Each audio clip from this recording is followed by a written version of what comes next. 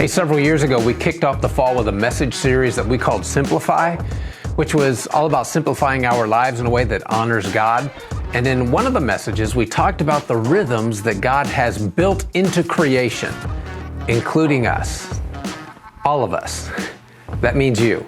Someone said God made the world with rhythm. Rhythm is intrinsic to how the universe is, and God created people to live with rhythm. And when we don't have rhythm in our life is less and less music and more just noise. Hey, I shared about the daily rhythm, which we reflect when we stop to meet with God each day. That's from Genesis chapter 1. I shared about the weekly rhythm that we reflect when we take a day to rest and to gather to worship Him together. That's Exodus 20. But there's also an annual rhythm. In the Old Testament, God instituted a religious calendar for His people to follow.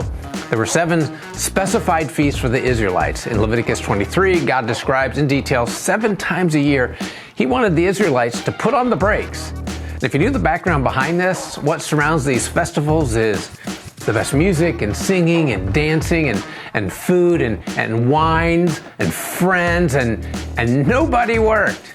What God was doing with this religious calendar of festivals was He was giving His people a generous vacation package, and it adds up to about 2 weeks. It's the rhythm God created in us.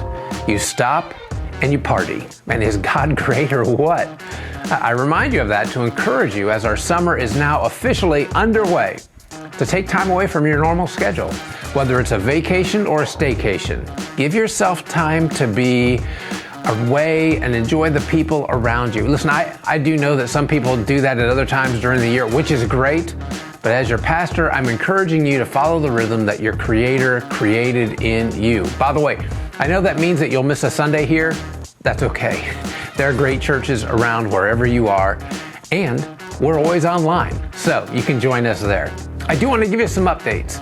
Our bylaw revision. Thanks for participating in revising our bylaws to allow us to continue the process to become a 501(c) organization. Being designated that way allows us to receive some benefits that are not currently available to us. The vote was unanimous in support of the revisions, so thank you. And this Sunday, listen, if you're looking to be involved in something that will be part of changing a child's life and maybe yours, we have a place for you to serve during VBS, from set design to teaching to crafts to rec to cleanup. I hope you'll find a way to help kids learn about Jesus. And this Sunday at 10:30, we're having a meeting of our seniors ministry. Now, this is for all of our seniors who would like to be part of serving, as well as all ages of people who would like to serve our seniors or serve with our seniors. And areas of service include prayer, visits, sending birthday cards, baking or cooking, making phone calls to seniors, home repairs, transportation, making arts and crafts as gifts for our seniors. Listen, if you're interested in being a part of one of those teams, Tim and Lisa will lead a huddle between services in room 220 to help our teams get started. So 220 this Sunday between services. Visits will begin Wednesday, June 14th. That's going to be great. And this Sunday, Teresa Holderman, who is a Kettering Hospital representative and MCCer, will have a table in our lobby to let people who are interested in learning about volunteering at the hospital know more about that. I hope you'll stop by and check it out. You know, the presence of the kingdom through us in all arenas of life is God's plan to help people know that He loves them. So, one more for this Sunday. If you missed last week, we've begun a series of messages where we walk through the book of Acts, and we're calling it Ecclesia. The Ecclesia means a people called to assemble for a specific purpose.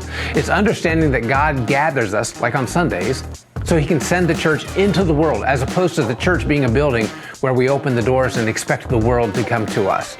You know, I love that Acts 17, and I shared this last week, and I'll keep sharing it. Acts 17:6 tells us that the church bought into the idea so much that it had the reputation of turning the world upside down. So for the next several weeks, we're looking at words that describe the kind of church that God sends to turn the world upside down. And last week, we saw the beginning of the birth of the church, the beginning of the birth. And Jesus told His disciples to wait for the gift His Father would send. That gift they were waiting on was the Holy Spirit. And in our verses this week, the Holy Spirit shows up. And we see how He sends His Holy Spirit to us today as well. Okay, now our reading plan for this series, different than before. We want to encourage you to read 5 chapters of Acts each week. That's roughly 1 chapter a day, 5 days a week for 11 weeks. And you still have 2 days to catch up on a day if you miss. You will finish the book of Acts 2 times if you follow this plan, which allows you to get the big picture with your first read and then pick up more details with your second. And for those math geniuses out there, yes, you are correct in your calculations. We will have 1 extra chapter in the last week to finish the book twice. Hey, if you didn't start last week, that's okay. Just start today. And if you missed some last week, that's okay. Read chapters 6 through 10 this week. You can catch up if you want. But you know what? Give yourself grace. Listen, I'm looking forward to this weekend, whether you're online or on campus. I'll see you there.